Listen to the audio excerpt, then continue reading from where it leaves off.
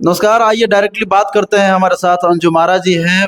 Madam, JDU party से हैं आप। जेडीयू पार्टी जो पहले कुछ दिन पहले लगातार जो है नीतीश कुमार जी को पलटू राम का नारा दिया जा रहा था और उन्हीं को काफ़ी सराहना नेता प्रतिपक्ष जी कर रहे हैं, इंडिया अलायंस के लोग कर रहे हैं। क्या कहना चाहिए? देखिए, ये वही लोग हैं जिस शब्दावली का आप इस्तेमाल कर रहे हैं वो उनका पॉलिटिकल उनका चरित्र यही है। जिस पलटने की बात वो करते हैं, तो मैं पूछती हूँ कि 2005 से लेके टिल टुडे क्या बिहार में सरकार बदला? नीतीश सरकार थी, है, अभी वर्तमान में भी है, और ईश्वर चाहा और जनता चाही बिहार की, निश्चित रूप से तो वो आगे भी रहेंगे। तो पलटा कौन है बिहार में? कभी भारतीय जनता पार्टी विपक्ष में होती है, कभी राष्ट्रीय जनता दल विपक्ष में होती है। तो हमेशा विपक्ष देखिएगा वो पलटता है। दूसरी चीज़, अगर पलटने की बात कर रहे हैं तो निश्चित रूप से जो कभी कहा करते थे कि कभी भी अब उनके लिए हम कभी न बंद है, नहीं खुलेंगे, तो पलटे तो वो भी हैं, क्योंकि एक के पलटने से तो गठबंधन बना नहीं है। तो खुद के किरदार पे देखना नहीं है, खुद के जो राजनीतिक चरित्र है उसका असेसमेंट करना नहीं है, लेकिन उंगली दूसरे पे उठाना, ये राष्ट्रीय जनता दल का अपना पॉलिटिकल कैरेक्टर है। वो दूसरी बात है, जहाँ तक मिलने की आप बात कर रहे हैं, वो दिन अब खत्म हो गया। हमारे नेता नीतीश कुमार जी ने उनको निश्चित रूप से एक रोजगार दिया था 17 महीने का, या फिर जो भी बीच के दौर 2005 से लेकर के 1994 से लेकर के हम एनडीए के नेचुरल अलायंस रहे हैं, लेकिन 4 वर्षों का, करीब 4 वर्षों का दौर देख लीजिए तो वो हमारा महागठबंधन के साथ रहा है। लेकिन इस दौरान भी हम बीच में ही उनके साथ गठबंधन हमने खत्म किया। क्यों? क्योंकि इनका जो पॉलिटिकल चाल चरित्र और चेहरा रहा है, करप्शन इनके एकदम कूट कूट करके, इनके सब पॉलिटिकल संस्कार इनके हैं, वंशवाद इनका पॉलिटिकल संस्कार है। जिस प्रांत में, जिस प्रदेश में सोच लीजिए पूर्ण शराबबंदी है, उसी स्टेट के ये सरकार में थे, शराब कंपनियों से इन्होंने बेतहाशा पॉलिटिकल चंदा लिया हुआ है। और दूसरी चीज़ है कि आप देखिए कि 2009 में ये 4 सीट पे समेटे, 2010 में ये 22 सीट पर समेट गए। इनको पॉलिटिकल ऑक्सीजन कब मिला? जब नीतीश कुमार जी के ये साथ रहे हैं, तब जाकर के इनकी सीटें बढ़ी। 2015 में सीटें बढ़ी हैं, फिर हमारे साथ जब ये आए तब सीटें बढ़ी। तो अब हमारे नेता नीतीश कुमार जी को भोजपुरी में कहावत है हमारे यहाँ कि बोरा के चाउर बार बार ना देखल जला। तो अब देख लिया गया है इनके उस चरित्र में, इनके जो पॉलिटिकल कैरेक्टर है उसमें कहीं कोई इनके अंदर वो सुधार नहीं होने वाला था।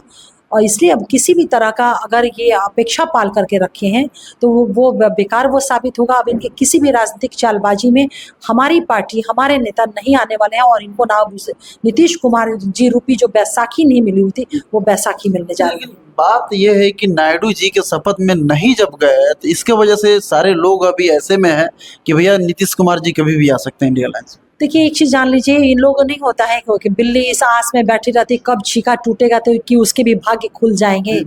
तो इन लोग को का भी वही मानना है, इस इंतजार में बैठे हुए हैं कि कब कुछ किंतु परंतु हो कि उनके भी भाग्य खुल जाए। लेकिन वही चीज़ है, राजनीतिक चालबाजी, एक शब्द का हमने इस्तेमाल किया था कि राजनीतिक चालबाजी ये नहीं चलने वाली है। अब सोच रहे हैं कि नीतीश कुमार जी के रूप में जो इनको बैसाखी मिला, 15 में बैसाखी इनको मिला था, या ये सत्ता में भी रहे हैं डिप्टी सीएम, वो नीतीश कुमार जी के का एहसान मानना चाहिए, उन्हीं के रहमो करम पे ये रहे हैं। तो अब ये मंशा उनकी पूरी होने वाली नहीं है। एनडीए इंटैक्ट है, और इंटैक्ट होकर के आदरणीय नरेंद्र मोदी जी के लीडरशिप में मजबूती से काम कर रहा है देश को सशक्त राष्ट्र और विकसित राष्ट्र बनाने के लिए। और नीतीश कुमार जी एनडीए की गवर्नमेंट में मजबूती से काम करें बिहार को विकसित बिहार बनाने के लिए। एक कड़वा सवाल है आपसे कि जैसे आप बता रही हैं कि नीतीश कुमार जी अपने जगह पे हैं, एक पिलर की तरह हैं, बाकी बीजेपी ने इनमें सटा, जेडीयू में सटा, फिर उसके बाद आरजेडी भी सटा, ये लोग ने अपने एक नीतीश जी मौका दिए। उसी मौका में जब ये आरजेडी में जब ये शामिल हुए थे, यानी आरजेडी पार्टी जब जेडीयू में शामिल हुई थी, उस समय गृह मंत्री अमित शाह जी का क्या कहना था कि अब ललन जी के लिए और नीतीश जी के लिए दरवाजे हमेशा हमेशा के लिए बंद हो जाए। यही वे बिहार में ही जाकर बोले हुए थे, तो फिर क्यों जाकर? देखिए, आपको एक चीज़ बता दूं कि राजनीति में परिस्थितियां बहुत महत्वपूर्ण होती है, और राजनीति में बीते हुए चीज़ों की विवेचना एक दृष्टिकोण से होती है, लेकिन राजनीति की हकीकत ये होती है कि वर्तमान में हम रहते हुए, वर्तमान की परिस्थितियों में रहते हुए हम भविष्य का निर्माण करते हैं। तो एनडीए नीतीश कुमार जी की लीडरशिप में और नरेंद्र मोदी जी की लीडरशिप में वर्तमान हमारा है कि एक सशक्त सरकार का गठन हो चुका है, और एक सशक्त भविष्य हमारा क्या, सशक्त राष्ट्र, सशक्त बिहार बनाने का, उस दिशा में हम अग्रसर हैं।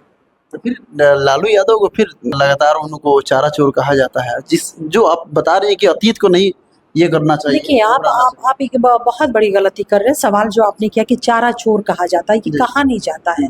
ऑनरेबल कोर्ट ने उनको कन्विक्टेड किया है।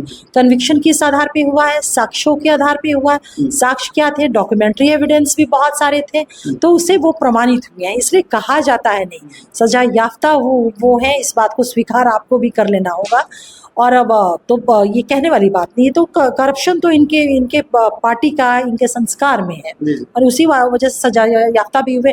और रिसेंट में देख लीजिए, वही संस्कार आदरणीय लालू प्रसाद यादव जी ने, या इनके पॉलिटिकल कर्मों का वो झेल रहे हैं बच्चे उनके, जो सभी के ऊपर चार्जशीटेड लैंड फॉर जॉब वाले मामले में अभी वो चार्जशीटेड हुए हैं। तो ये सारी चीजें। एक चीज मुझे बताइए, नेता प्रतिपक्ष इस बार सबसे ज्यादा दौड़ा किया, हालांकि उनके जो है रीढ़ की हड्डियों में दर्द भी रहा, फिर भी उन्होंने दौड़ा किया, लेकिन आने के मामले में देखा जाए तो 4 ही सीट आया बिहार। के कारण है ना उसके पीछे नेता प्रतिपक्ष आदरणीय तेजस्वी यादव जी। आपको याद होगा कि चुनाव के पहले से किस तरह से एक वो नैरेटिव सेट, झूठा नैरेटिव सेट करने का प्रयास कर रहे थे।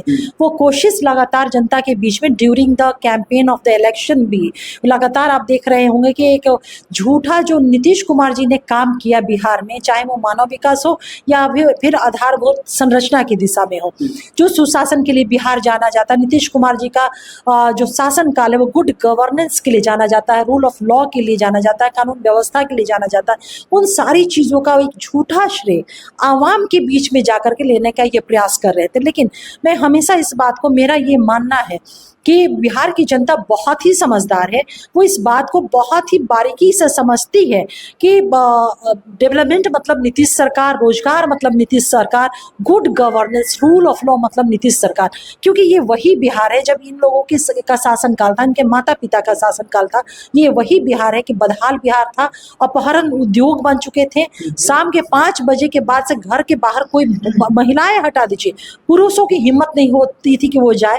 चौक चौराहा, चट्टी बाजार, ये 5-6 किरण डूबते के साथ साथ ये बंद हो जाते थे। तो ये इस दौर को बिहार ने देखा था और इस चीज को महसूस किया था, और यही कारण है कि उनके इस झूठ को बिहार की जनता ने नीतीश कुमार जी की लीडरशिप में अपना 2/3 जनादेश देकर के उनको खारिज किया। विशेष राज्य का दर्जा का मांग चल रहा है, चल नहीं रहा है। ये हमारी मांग लगातार 2005 से है, और आपने देखा होगा कि हम अपने एजेंडे को लेकर के, बिहार के विकास को लेकर के हम कितने अस्पष्ट और मुखर होते हैं। इसकी सबसे बड़ी बात ये है कि जब से परिणाम घोषित हुए उसी दिन से हमारे राष्ट्रीय माननीय प्रवक्ता आदरणीय श्री केसी त्यागी जी ने बहुत ही मुखर होकर और बहुत ही प्रखर होकर के इन बातों को रखा, और बिहार के जो विभिन्न इशू है उन इशू पे भी रखा। और उन्होंने कहा कि हम जब सरकार का फॉर्मेशन हो जाएगा तो इन तमाम बिंदुओं पे हम आपसी विमर्श कर करके, आपसी सहमति से एक स्ट्रॉन्ग अंडरस्टैंडिंग के साथ इन चीज़ों को हम डिसाइड कर पाएंगे। तो बिहार का विशेष राज्य का दर्जा नीतीश कुमार जी को किसी को कहने की जरूरत नहीं है। मैं इसलिए कह रही हूँ किसी को कहने की जरूरत नहीं है, ये वही बिहार है। नहीं, ये वही बिहार है कि 2004 में राष्ट्रीय जनता दल को 24 सांसद, 22 सांसद बिहार ने और 2 सांसद झारखंड ने लालू जी को, राष्ट्रीय जनता दल को दिया था। लेकिन जब यूपीए का सरकार का फॉर्मेशन होने लगा और तब वहां पे आदरणीय लालू प्रसाद यादव जी बिहार की बेहतरी के लिए बिहार को विशेष राज्य की दर्जा की बात ना करके गृह मंत्रालय पे बार्गेनिंग करते रहे। उसके बाद भी इन्हें गृह मंत्रालय नहीं मिला, और जब 2008 में लेफ्ट ने सरकार से अपना समर्थन वापस ले लिया और यूपीए की सरकार जब गिर गई, अल्प मत में आ गई, और फिर बहुमत साबित करने के लिए किस तरह से पैसे का खेल हुआ था सदन में, ये तारीख इस बात का गवाह है। तब भी लालू प्रसाद यादव जी ने वहां पर बार्गेनिंग इसी शर्त पे समर्थन दिया कि मुझे गृह मंत्रालय मिले, ना कि लालू जी ने इस बात का शर्त नहीं रखा कि बिहार को विशेष राज्य का दर्जा मिले। अगर ये उन्होंने शर्त ये मांग रखी रहती तो यूपीए सरकार बहुमत साबित नहीं कर पाती, ये 24 सांसद लेके अलग हो गए रहते। हिम्मत और औकात नहीं थी कि यूपीए सरकार इनकी इस मांग को खारिज करता, लेकिन इन्होंने गृह मंत्रालय की ही मांग रखी।